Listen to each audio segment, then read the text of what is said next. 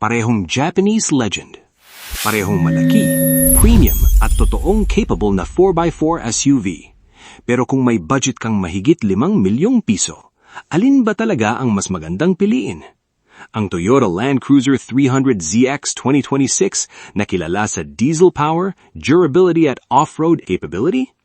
O ang bagong Nissan Patrol Y63 2026 na mas malakas, mas modern at mas high-tech? Sa video na ito, ikukumpara natin sila spec by spec. Engine, transmission, sukat, interior, technology, safety at presyo. Walang bias at diretsong comparison lang. Simulan natin. Pero bago lahat mga sir, please support my YouTube channel. Like and subscribe. Let's go.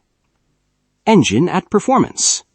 Ang Toyota Land Cruiser 300ZX ay gumagamit ng 3.3-liter V6 twin-turbo diesel engine.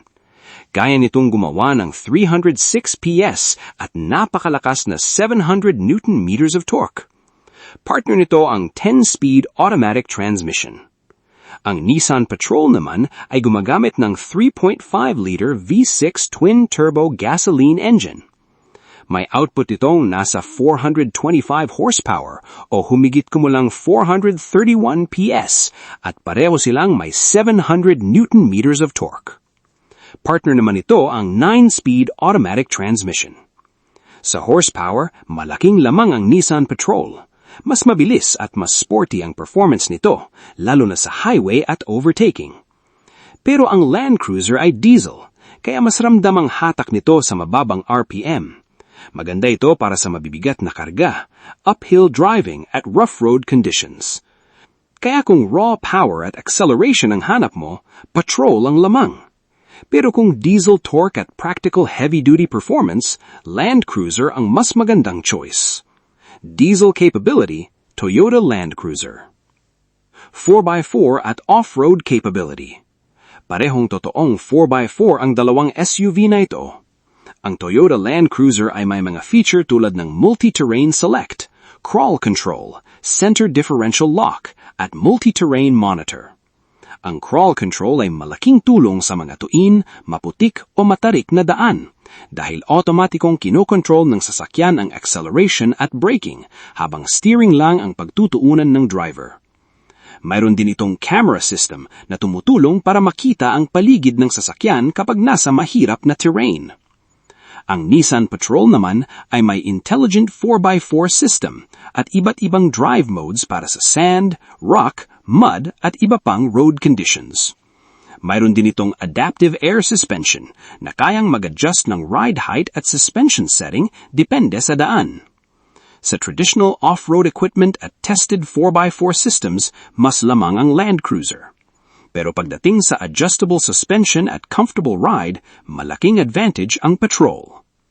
Off-road winner, Land Cruiser. Ride comfort winner, Patrol. Sukat at space. Pareho silang full-size SUV, pero mas malaki at mas mahaba ang Nissan Patrol. Ang Land Cruiser ay may habang nasa 5.1 meters, habang ang Nissan Patrol ay nasa mahigit 5.3 meters.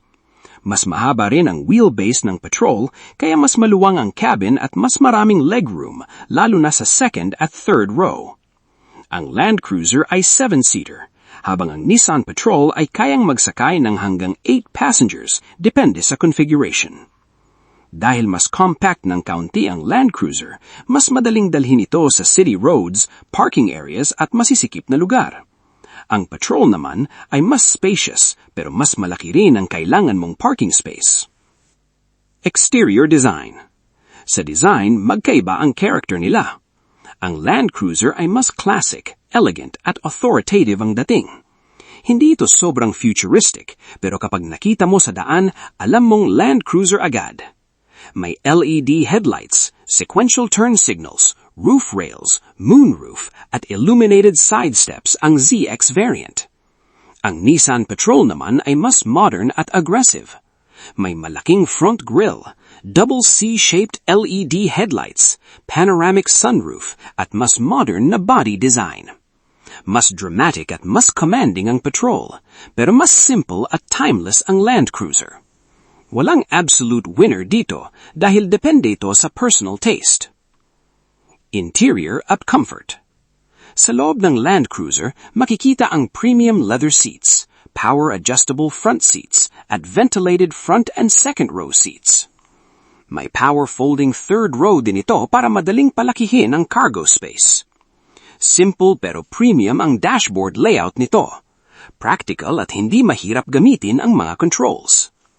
Ang Nissan Patrol naman ay mas futuristic ang cabin. May quilted leather seats, panoramic sunroof, at mas modern na dashboard. Mayroon din itong biometric cooling na kayang ma-detect ang body temperature ng occupant at automatically i-adjust ang air conditioning.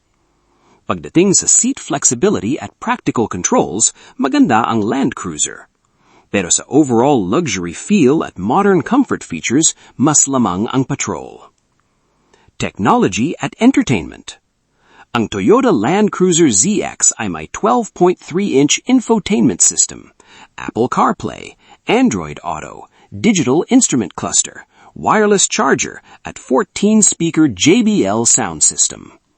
Premium at malinaw ang audio system nito at kumpleto ang basic connectivity features. Ang Nissan Patrol naman ay may malaking 28.6-inch monolith display na binubuo ng dalawang malalaking screens sa dashboard. Mayroon din itong Clips Premium Audio at available rear entertainment screens para sa second-row passengers.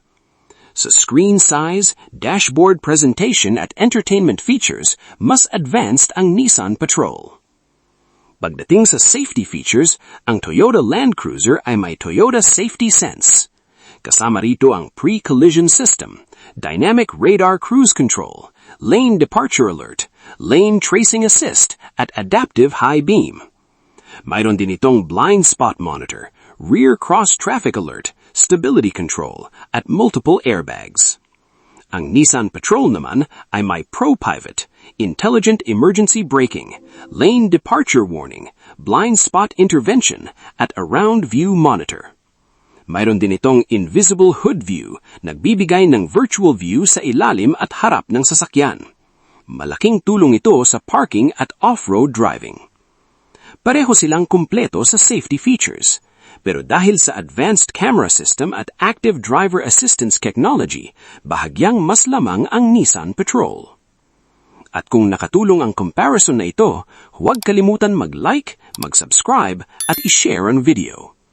At kung Toyota Land Cruiser o ibang Toyota model ang gusto ninyong i-inquire, maaari ninyo akong i-message or call 0926-752-6138. Ako si Jerry, Certified Marketing Professional ng Toyota Manila Bay. Maraming salamat sa panonood. Ingat sa biyahe at magkita-kita tayo sa susunod na video.